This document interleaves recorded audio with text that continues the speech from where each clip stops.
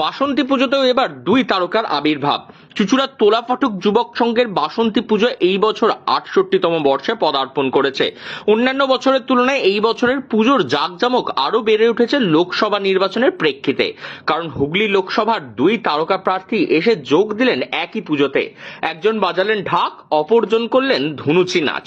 মঙ্গলবার ছিল বাসন্তী পূজার মহা অষ্টমীর দিন। এই মহা অষ্টমীর দিনেই বাসন্তী পুজোর উদ্যোক্তারা ও স্থানীয় বাসিন্দারা পেলেন এক অভিনব চমক। সন্ধ্যাবেলা পূজা মণ্ডপে এসে পড়ল চাঁদের হাট। হুগলি লোকসভা তৃণমূল ও বিজেপির দুই তারকা প্রার্থী রচনা বন্দ্যোপাধ্যায়, লকেট চট্টোপাধ্যায় এসে যোগ দিলেন একই পুজোতে। দুজনেই পুজো দিলেন মা অন্নপূর্ণার কাছে। দুই তারকা প্রার্থী নিজেদের মতন করে মেতে উঠলেন উৎসবের আনন্দে। ধুনুচি হাতে ধুনুচি নাচ করলেন তৃণমূলের তারকা প্রার্থী রচনা বন্দ্যোপাধ্যায়। অপরদিকে ঢাকের কাঠি হাতে নিয়ে পূজা মণ্ডপে ঢাক বাজালেন বিজেপির তারকা প্রার্থী ও বিদায়ী সাংসদ লকেট চট্টোপাধ্যায়। মহা অষ্টমীর দিন দুই তারকা প্রার্থী আমাদের মণ্ডপে আসে পুজো দিতে, মায়ের কাছে আশীর্বাদ নিতে। দুজনই খুব পরিচিত মুখ। একজন দিদি নাম্বার ওয়ানের জনপ্রিয় একজন অভিনেত্রী রচনা ব্যানার্জি মায়ের কাছে পুজো নেন এবং আশীর্বাদও নেন এবং ধুনুচি নাচও নাচেন। তার কিছুক্ষণ পরে আবার বিদায়ী সাংসদ চলচ্চিত্র অভিনেত্রী লকেট চ্যাটার্জি তিনিও মায়ের কাছে পুজো দেন এবং ঢাক বাজান।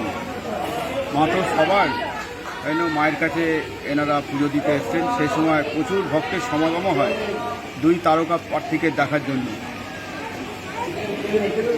আমি পুজো কমিটির সম্পাদক রাজেশ মন্দির। দুই অভিনেত্রীকে দেখার জন্য এই দিন পূজা মণ্ডপে ভিড় জমেছিল সহস্র মানুষের। উচ্ছ্বাসিত জনতারা তাদের দেখার জন্য একত্রিত হন। মহা অষ্টমীর রাতে বাসন্তী দেবীর কাছে পুজো দিয়ে দুই অভিনেত্রী তারকা প্রার্থী জনসংযোগও করেন। এই বিষয়ে পুজো উদ্যোক্তা এবং পুজো কমিটির সম্পাদক রাজেশ মণ্ডল তিনি জানান, চুঁচুড়া শহরে তাদের বাসন্তী পুজো খুবই ঐতিহ্যপূর্ণ।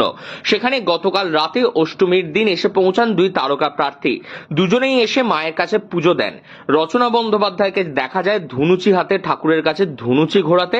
অন্যদিকে লকেট চট্টোপাধ্যায় তিনি ঢাকের কাটিতে বোল তোলেন ঢাকের মধ্যে। তিনি আরো জানান, ঠাকুরের কাছে সবার জন্য অবারিত দ্বার। তারা এর মধ্যে কোনো রাজনৈতিক রং খুঁজছেন না, বরং তারা বলছেন মায়ের কাছে পুজো দিতে যে কেউ আসতে পারে। হুগলি থেকে রাহি হালদার, লোকাল 18 বাংলা।